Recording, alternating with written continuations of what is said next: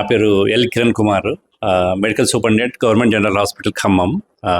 ఈరోజు మన government hospital పరిసరాల్లో అంటే అవుట్ సైడ్ మన మార్చురీ వెనకాల ఆల్మోస్ట్ బయట వాల్ దగ్గర ఒక అన్ఐడెంటిఫైడ్ పర్సన్ హ్యాంగ్ చేసుకోవడం జరిగింది.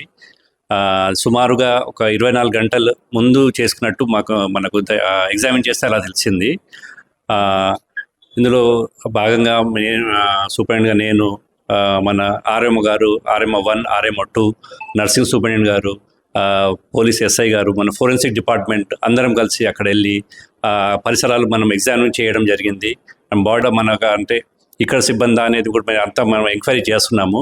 అది మన హాస్పిటల్ సిబ్బంది అయితే కాదు అనేది మాకు ఒక నిర్ధారణకు వచ్చింది. అయినా ఒకసారి కన్ఫర్మ్ చేస్తున్నాము.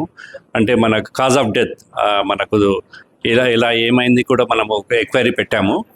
మన ప్రాసెస్ మామూలుగా నడుస్తుంది. మనకు ఎగ్జాక్ట్ ఎలా జరిగిందనే దానికి మనకు ఒక 2 డేస్లో మనకు ఒక నిర్ధారణ రాగలం. గుర్తు తెలియని వ్యక్తిగా మనకు ప్రస్తుతం అయితే మనకు ఆయన గురించి ఎలాంటి ఇన్ఫర్మేషన్ లేదు. మేము కొన్ని నిఘా పెంచుతున్నాము. కొన్ని మన హాస్పిటల్ చుట్టూ కూడా సీసీటీవీ కెమెరాస్ పెట్టడము, సెక్యూరిటీ పెంచడము, బయట మనకు రెస్ట్రిక్షన్ కొద్దిగా మనము బయట వాళ్ళని క్యాంపస్లో రాకుండా కొన్ని రెస్ట్రిక్షన్ అంటే మరీ అటువైపు మనకు మార్చురీ వైపు కొద్దిగా అటు ఓపెన్ ప్లేస్ ఉంటుంది, అక్కడ రాకుండా కొన్ని కట్టుదిట్టమైన చర్యలు తీసుకోవడానికి మేము ఈరోజు నుంచి మనం పకడ్బందీగా ప్లాన్ చేశామండి.